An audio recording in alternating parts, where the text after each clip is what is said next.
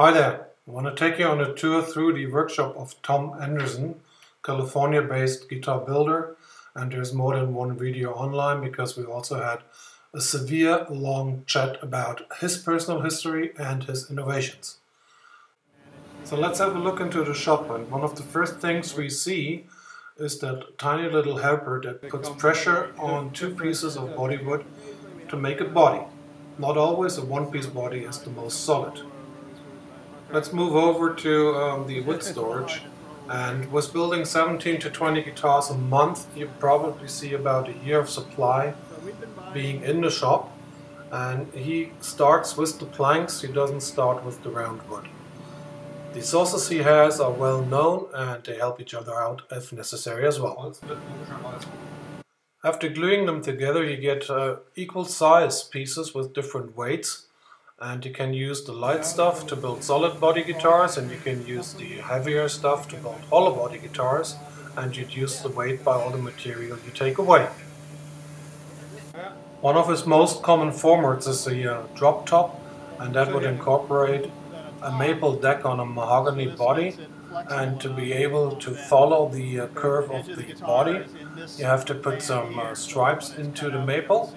And where there are no stripes, that will be the outer contour of the body later on after the pieces have been glued together and the extras have been cut away. By the way, it's not a good idea to put your hand in this sack because there's a lot of pressure applied. What you definitely want to get your hands on is fretboards. And we have ebony, we have rosewood, and we have maple. Maple will be glued on the neck to avoid the skunk stripe in the back, and rosewood should be available in the rest of the world after sinus problems have been solved. Here it might look like body and neck start at the same time, but this is not the case.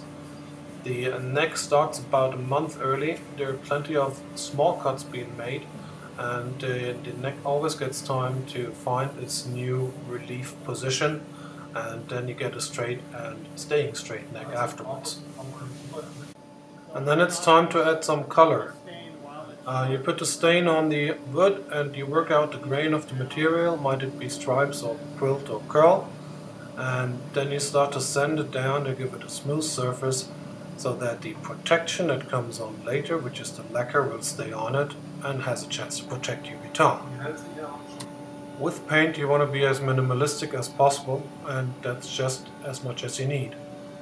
While for those, they have to be masked and then painted, and then we can continue the process. Painting is done as anywhere else. There is a device that helps you hold the piece of wood.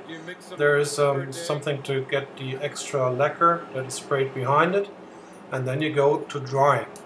Drying you can do over time, or you can use your UV cabin, which you see in the back, that helps you do it real quick and real solid. So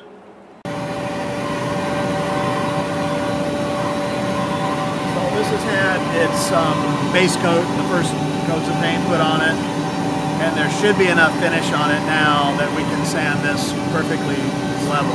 The grain should be full.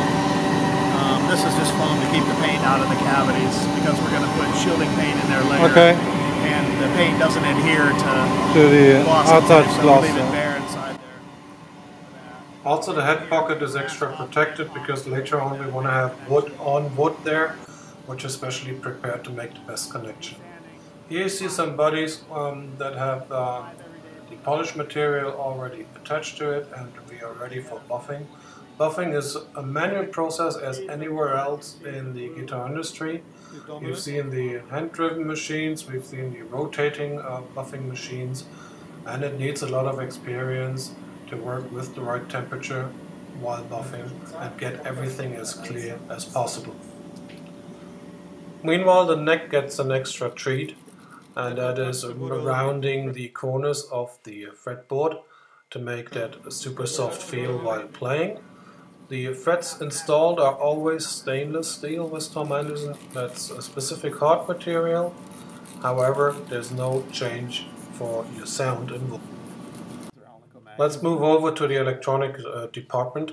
There's pull pieces here for the specific pickups. All of them are built by Tom Anderson. And if we move over, we pass the machine where they incorporate it into the carrier of the pickup, and all of the pickups with Tom Anderson are waxed, and you find the wax in those two pots. When we turn back, we see the machine that can magnetize the Alnico magnets, and this is because they are not that resistant against anything that happens during travel to them, and you rather do it at the workshop if you can. This machine does pick up winding, and with the extra weights attached you can specify really good on how much tension you want on the wire, how fast you move them from one end to the other of the base plate, and how many turns of course you want to have on the pickup. So there's plenty of variety in getting or making pickups. At Tom Anderson you get 80 options, and Tom says with a little help you will find the right one for your guitar as well. Here you see them being completed by those two gentlemen, and as you perhaps see as well, there is a lava lamp. I'm not sure if this is the English expression involved, but they are known to be good for tone, and you find them in any good studio as well. So now that we have that little voodoo part out of our way, we just concentrate on the good work the two of them do. And what they do is they fill that storage about a month ahead of time, knowing which guitar has to be produced. And then the persons that finish the guitar can take those out, put them into pick cards, or drop them into the guitar. And now that we've got everything together, we can try to solve the puzzle of getting the right body and the right neck.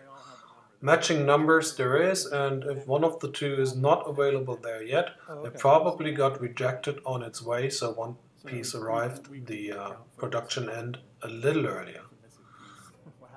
One of the questions Tom Anderson gets asked most is why only 2 screws can hold one of his necks in place. If you have a look at the neck pocket, you can see that there's plenty of tapering going on, and this aligns the neck really good and really safe into the direction and the position it should be.